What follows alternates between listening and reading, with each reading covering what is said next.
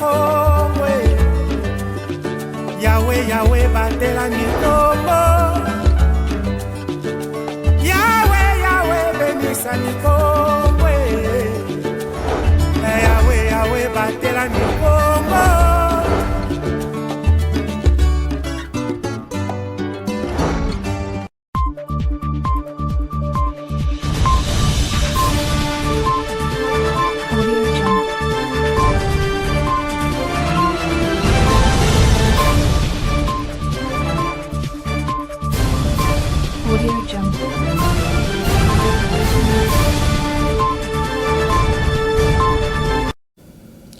Mesdames et messieurs, bienvenue à cette édition du journal sur ma bannière télévision. Ouvrons cette session d'information en province. Le gouvernement provincial se prépare pour l'organisation du forum Kimvwama 2022 à Mbola Lodge à Kisantu pour la diversification de l'économie. Le gouverneur des provinces, Dr Guibandou Ndungidi, appelle les opérateurs économiques à agir. Suivez son message.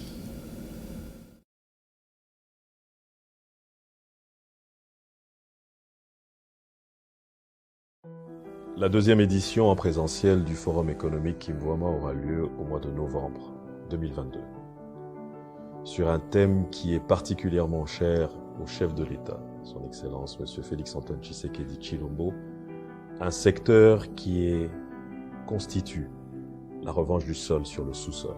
J'ai cité l'agriculture. La puissance économique de notre pays est la résultante des forces économiques des 26 provinces. Avec la situation sécuritaire que traverse le pays, il est important que les économies provinciales soient fortes afin d'accompagner l'action et les efforts de pacification du chef de l'État. En cela, la province du Congo central, avec ses atouts, se doit d'être la gâchette économique du pays et pourquoi pas de la sous-région. Car en effet, en plus de son potentiel énergétique, forestier, touristique, minier, encore sous-exploité, la province du Congo central possède 1 250 000 hectares de terres cultivables. Elle est donc le grenier de la capitale. Chers participants, je vous invite non plus à la réflexion, mais à l'action. Rejoignez-moi donc à Mbola, à Kisantu, du 17 au 20 novembre 2022, pour le prochain Kimvwama, dont le thème est la relance économique et la réindustrialisation de l'agriculture du Congo central. Je vous attends. Bienvenue au Kimvwama 2022. Merci.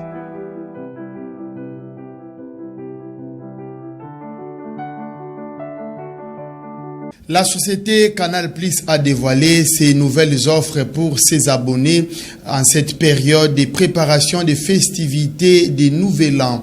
Bien que Canal Plus n'a pas obtenu les droits de diffusion de la Coupe du Monde Qatar 2022. Roger Missamou a pour plus de détails.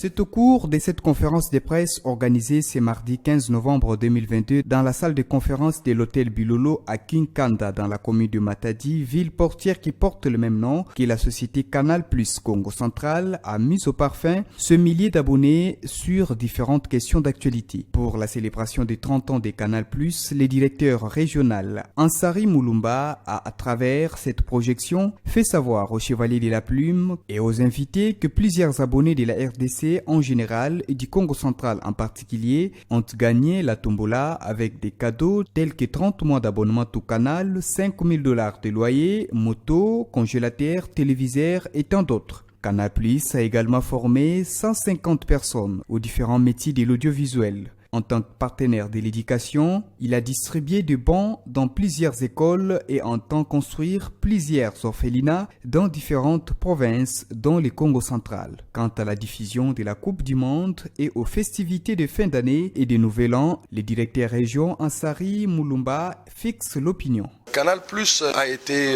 l'entreprise historique qui faisait la diffusion de la Coupe du Monde. Malheureusement, cette année, nous n'avons pas eu le droit parce que la FIFA a décidé éventuellement de donner à des nouveaux entrants dans l'audiovisuel ces droits. Mais nous n'avons pas laissé nos abonnés comme ça. Nous avons éventuellement des chaînes qui sont dans les bouquets, comme la RTNC, il y a une chaîne gabonaise, la chaîne sénégalaise, qui vont diffuser les matchs en HD. Mais nous avons aussi réservé à partir du 18 novembre, tout abonné qui va se réabonner va avoir les chaînes anglaises qui vont être disponibles, gratuits. Vous pouvez les retrouver sur la chaîne 433, 434 et 435, des chaînes Super Sport. Et ajouter à ça les animations Canal Plus Sport qui seront au rendez-vous pour continuer à commenter sur les matchs de la Coupe du Monde. Mais nous aurons aussi toutes les offres qu'on a mises sur pied pour nos abonnés. Donc ceux qui veulent acheter les décodeurs aujourd'hui, c'est à $10 à partir de la formule Access. Et ils peuvent éventuellement, pour ceux qui sont dans les bouquets Évasion ou Tout Canal, ils pourront avoir, après réabonnement, 15 jours des semaines généreuses. Il s'est de rappeler que les abonnés de Canal Plus bénéficient de ces différentes offres pour tout réabonnement à partir de la formule Access. Une façon pour cette société de célébrer ses 30 ans, y compris les fêtes de fin d'année et de Nouvel An, ensemble avec ses abonnés. L'Assemblée provinciale du Congo central a diligenté une commission spéciale et temporaire le mardi 15 novembre 2022 dans la cité de Kinshasa pour s'informer des circonstances qui a conduit ou sinon qui a occasionné la mort d'un détenu au cachot de la police sur place. Suivez cet élément de Timothée Mouila, notre correspondant rendu par Roger Missamou. Conduite par le député provincial Serge Koué-Benatanda, une commission d'enquête parlementaire a séjourné le mardi 15 novembre 2022 dans la cité de Kinshasa, territoire de Sekebanza, dans l'ex-district du Bas-Fleuve. L'objectif de cette commission parlementaire de 4 députés provinciaux du Congo central est de s'informer suffisamment et établir des responsabilités sur les circonstances réelles qui ont conduit à la mort le dimanche 6 novembre dernier d'un détenu connu au nom de Mbambi Papi dans un amigo de la police. Après les explications de l'administrateur du territoire de Sekebanza, Bienvenu Ndunga, les commandants de la police, la société civile et d'autres personnalités, la commission d'enquête a conclu. Il s'agit de la torture qui a été à la base de la mort de ces détenus, arrêtés également de façon arbitraire. Nous avons entendu toutes les parties concernées. Nous sommes en mesure d'apporter de plus amples éclaircissements auprès de la plénière pour des décisions appropriées. Nous regrettons simplement que nos frères qui, en âme et conscience, se sont dévoués à servir la patrie, en protégeant les personnes et leurs biens, se transforme quelquefois en bourreau. C'est vrai que ce n'est pas tout le monde qui agit de cette manière, mais comme toujours, il y a des brebis galeuses qui font ce que la loi ne leur autorise pas. Après ces échanges, les membres de la commission parlementaire se sont dirigés au poste de police et au centre de santé de référence de Kinshasa où était acheminé l'infortuné alors qu'il était déjà décédé au poste de police. Les élus provinciaux membres de cette commission parlementaire ont appelé la famille de l'illustre disparu et tous les Sekebo en général au calme.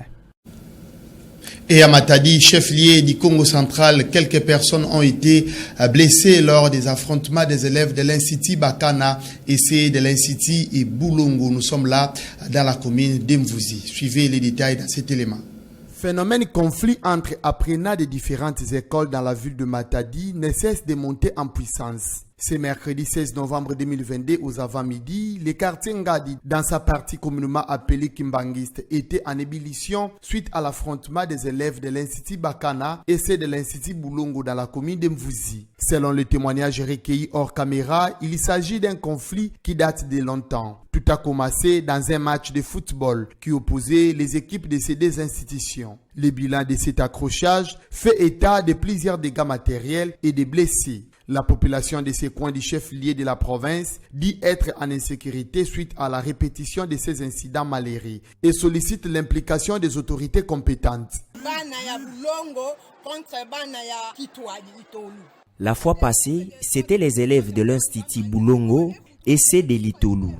Et aujourd'hui, c'est maintenant Bakana et Boulongo. Nous ne supportons plus cette insécurité.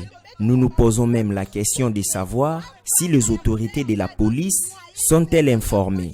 Les Koulouna se cachent maintenant dans des écoles, que les autorités trouvent solution à ces problèmes car nous ne sommes plus en paix, nous perdons nos biens chaque fois suite à ces élèves inciviques. À l'Institut Boulongo, les esprits ont été calmés et les élèves ont repris leurs salles de classe respectives. Tandis que ces Bakana ont promis de revenir pour poursuivre leurs affrontements. Il est donc important que les services de sécurité prennent toutes les dispositions nécessaires pour lutter contre ces fléaux. Les facilitateurs de la communauté de l'Afrique de l'Est sur la crise Kinshasa Kigali, l'ancien président du Kenya, Uhuru Kenyatta, a eu une série de consultations avec quelques personnalités à Kinshasa, peu avant de s'envoler à Goma, chef-lieu du Nord Kivu. Suivez ces reportages. Désigné facilitateur pour la normalisation des relations entre la RDC et le Rwanda par la communauté de l'Afrique de l'Est, EAC en sigle, l'ancien président kenyan Uhuru Kenyatta séjourne depuis le dimanche 13 novembre 2022 dans la capitale congolaise Kinshasa. Après un tête-à-tête avec le chef de l'État congolais, ce même dimanche dans la soirée, l'émissaire de la communauté de l'Afrique de l'Est a entamé une série de consultations au Fleuve Congo Hotel pour la mise en œuvre du processus de Nairobi. Objectif, mettre fin aux atrocités dans l'est de la RDC, alimentées par les rebelles du M23 soutenus par les forces de défense du Rwanda. Le bureau de l'Assemblée nationale a fait savoir la position des élus du peuple aux facilitateurs. Nous sommes venus lui dire ce que nous pensons pour que la paix revienne d'une manière durable et définitive en République démocratique du Congo.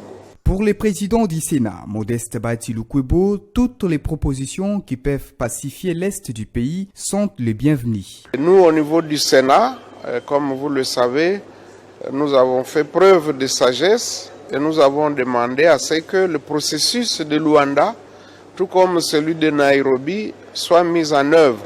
Parce que les feuilles de route qui ont été élaborées à l'issue des rencontres qui ont eu lieu entre les partis indiquent clairement les pistes qui permettent d'arriver à une paix durable.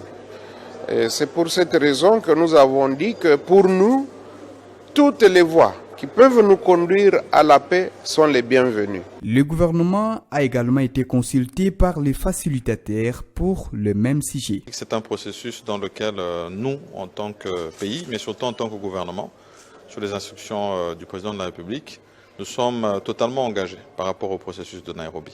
Et c'est ce processus qui a désigné cette facilitation du président Uhuru Kenyatta dans le but d'atteindre les objectifs justement de ce processus de Nairobi.